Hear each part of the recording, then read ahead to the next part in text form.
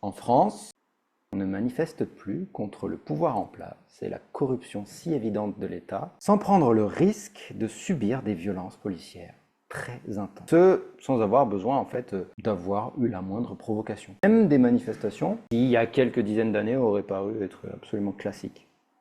Mais finalement, c'est presque une redite, une répétition de quelque chose qu'on a déjà vu en fait. Qu'il s'agisse de la ZAD de Notre-Dame-des-Landes, qu'il s'agisse de ce mouvement des Gilets jaunes. Le gouvernement français, en fait, il a prouvé à de multiples reprises son choix, qui est un choix d'un exercice de pouvoir violent et autoritaire pour défendre une oligarchie qui n'a plus rien. Et ça, depuis longtemps en fait, d'une démocratie. Donc une répétition, un nouvel épisode de la même chose. Pas grand-chose de nouveau. Qu'est-ce qui fait qu'on en est toujours là? Le vrai problème, il se trouve non pas dans l'état des choses tel qu'il est maintenant, mais sa source, son origine, est dans la fondation même de toute la structure et de tout le système.